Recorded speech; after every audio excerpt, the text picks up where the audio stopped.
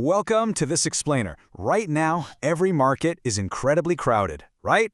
Everyone's got an opinion, but honestly, very few have the actual facts to back it up.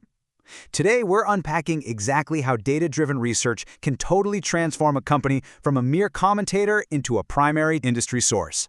We're going to look at the exact mechanics of insight-led reporting and how producing original data builds undeniable trust, shapes the media narrative, and ultimately drives real business growth. Let's get into it. Think about a generic marketing claim like, our customers benefit from automation. I mean, it sounds nice, but it's totally empty. Now compare that to a data-driven headline. 72% of adopters saw 20% faster processing times. See the difference? Generic marketing speak is basically dead in the water, while specific, data-backed journalism immediately grabs the media spotlight. When you replace subjective opinions with measurable facts, you instantly stand out, mostly because you're handing people concrete statistics they can actually use right away without having to rework them. So here is our playbook for today's explainer, a masterclass on building omnichannel brand authority, recovering 5 main areas. First, moving beyond generic opinions. Second, powering the media narrative. Third, driving search and SEO. Fourth, influencing investors and partners. And finally, the content multiplier effect. All right, Section 1, Beyond Generic Opinions, Becoming a Primary Source. Look, to be a true leader, you have to move way beyond just listing out your product features.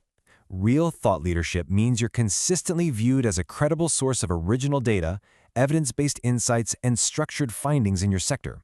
It's about proving you actually understand market shifts and customer behavior. Instead of just parroting what everyone else is saying, you need to publish findings that other players actually reference and build upon. There's a great quote from our source material that hits the nail on the head. It says, when a brand commissions surveys, benchmarks, or market impact studies, it becomes a primary source instead of only a commentator. This shift from commentator to primary source is absolutely crucial. It's the definitive way to ensure journalists, analysts, and, yes, even your competitors end up citing your reports as undeniable evidence. You stop reacting to the news, and you become the foundation the news is actually built on. But here's the catch. Credibility completely depends on rigor. Think about the massive difference between a robust 2,000 respondent survey across 10 UK sectors versus, say, a flimsy 200 respondent customer satisfaction check. Clear methodology, proper sample sizes, and unbiased question design make your findings highly defensible. When industry leaders can point to your bulletproof methodology, your brand instantly levels up in trustworthiness and authority. Moving on to Section 2, Powering the Media Narrative by providing the core data. Journalists desperately need specific numbers to anchor their stories. Think about how often you read an article starting with a headline like, "New report shows 60% of UK SMEs plan to adopt AI tools in 2026. The brand that actually produces that report gains direct association with that entire narrative across the whole industry. By providing that core data, you're the one shaping the media coverage, even if other outlets are providing the downstream commentary. And you get so much value packed into a single asset. A comprehensive 30-page study doesn't just give you one isolated news story. The frameworks used by groups like Time Intelligence Media structure this research so that a single report yields 10 to 15 different headlines, plus visual assets and pre-written quotes. You're basically serving the media on a silver platter, making it completely frictionless for news outlets to pick up and reuse your data. Okay, Section 3, Driving Search and SEO, the compounding effect of data. There is a really powerful alignment here between user search queries and insight-led report titles. Say an executive searches for AI adoption in UK small businesses, an insight-led report titled How UK SMEs Use AI in 2026 is exactly what they're looking for. Same goes for mapping SME payments trends perfectly to a 2025 SME payments survey. By directly aligning your research with what executives are actively searching for, your pages naturally rank for those highly valuable long-tail queries. And this creates an incredible SEO compounding effect over time. Picture this timeline. You publish your first report in month 1. By month 12, you've published 4 reports and established annual benchmarks that the industry now actively waits for.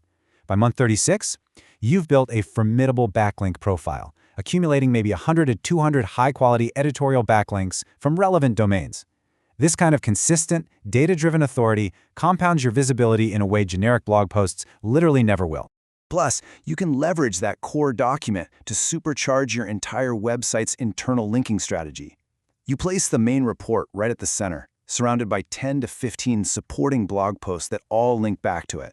Then you connect it out to product pages, how-to guides, and case studies. This web of interconnected content signals to search engines like Google that you possess comprehensive EEAT-aligned topical authority. Nothing proves your expertise and trustworthiness to an algorithm better than robust original research. Which brings us to Section 4, influencing investors and partners by demonstrating strategic depth. It's not just about PR at SEO. When partners or investors assess your brand, a 100-page market impact study signals that your leadership team thinks way beyond simple quarter-to-quarter growth. Investors view this kind of deep-dive analysis on regulatory impacts and customer behavior as a very strong indicator of disciplined strategy. It proves you aren't just reacting to the market, you're deeply prepared for whatever comes next. Finally, Section 5, the content multiplier effect, maximizing your investment. The beauty of this is you don't just publish a study once and forget about it. It's a multi-step process. Step 1, you conduct that core 30-page study. Step 2, you extract a white paper and a slide deck for your sales team. Step 3, you produce a webinar and a short explainer. Step 4, you distribute key stats as an ongoing series of LinkedIn posts. You're taking one core insight-led asset and multiplying it across earned, owned, and paid channels, all while keeping a perfectly unified message everywhere. Now, how do we actually prove this thought leadership is working? Well, you have to measure everything. You track outlet coverage and citations, you monitor those high-authority domain backlinks, but you also look for noticeable spikes in branded search volume right after publication, because that signals true recognition. And most importantly, you measure the downstream lead volume and pipeline contribution. When prospects bring up your report on sales calls, that's when you know you have genuine influence. The bottom line here is honestly staggering. Brands executing this rigorous playbook can see 15 to 20% of their new leads originating directly from insight-led content. That is a massive chunk of pipeline generated simply by deciding to be the brand that brings real facts and rigorous methodology to the table. So I'll leave you with this final vital question to really challenge your current strategy.